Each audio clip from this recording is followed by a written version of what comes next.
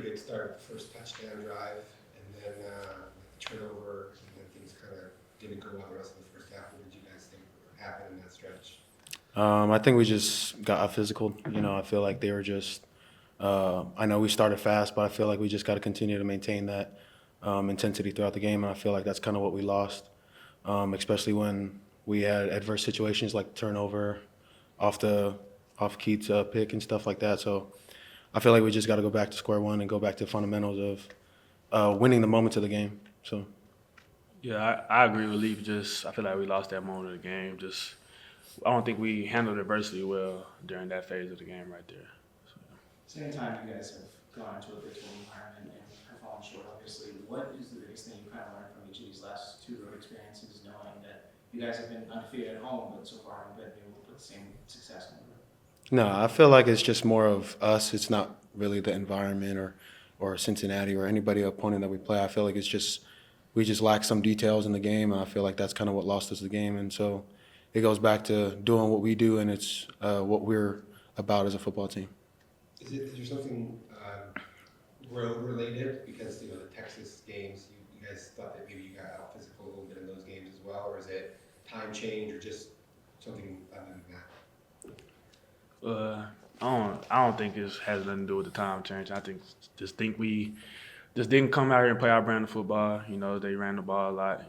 Stopped the run. So we just gotta go back to square one, like Lee said, and just start playing our brand of football, no matter what the environment is. Keith had an interception earlier, second straight game with an interception. What would you credit to your abilities on that play? Just playing with my technique, and we practiced that all week. That we throwing the ball deep, try to just got to win our one-on-one matchups and go up in the air and make the play. That's what I like to do. Has there been something you've been focusing on lately to really hone in on winning those one-on-one matchups? Just playing to my technique. Trusting my own technique, my speed, all that. Just trusting that Coach Ward gonna put me in position to make plays. So, Leif, on those third downs and fourth downs, you didn't convert. Was it just being out physical or some other things in play?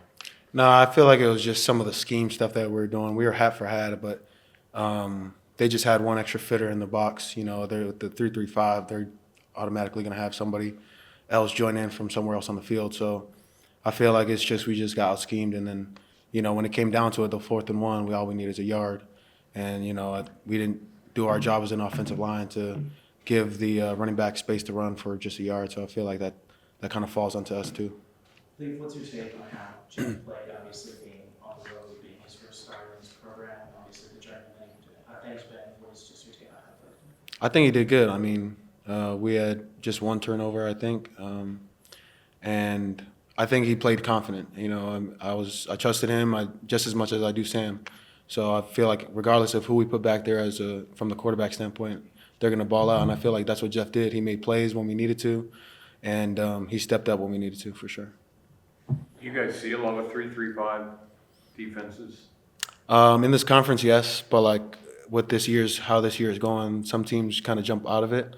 Upcoming Oklahoma State, they're known for their 3-3-5, but this year they kind of jumped into more 4-down, so it's kind of different. I feel like it's just based week upon week. It varies between what kind of defense they want to play to kind of scheme up against us. So, yes and no, I would say, for the 3-3-5. Are there any particular problems that it causes you? From like a center standpoint, offensive line standpoint, sometimes we get outnumbered, and they have 6 guys in the box, but the 6th guy is always coming from somewhere else on the field. It's different for every time. So that's kind of the scheme that we kind of lost and the detail that we lost in this running game. So, yeah. It feels like sometimes in the first half you guys struggled with the run going, but then in the second you figured it out with it. What would you say was the biggest difference between that? Was kind of a physicality thing, or just kind of follow the game, or I feel like we just went back to our fundamentals when we got the run game going. I feel like the offensive line kind of went back to what we do best and just come vertical double teams and move the line of scrimmage. And I feel like that's kind of what we did, and the backs kind of trusted us to create the path, and I feel like that's kind of when we started to get that run game going.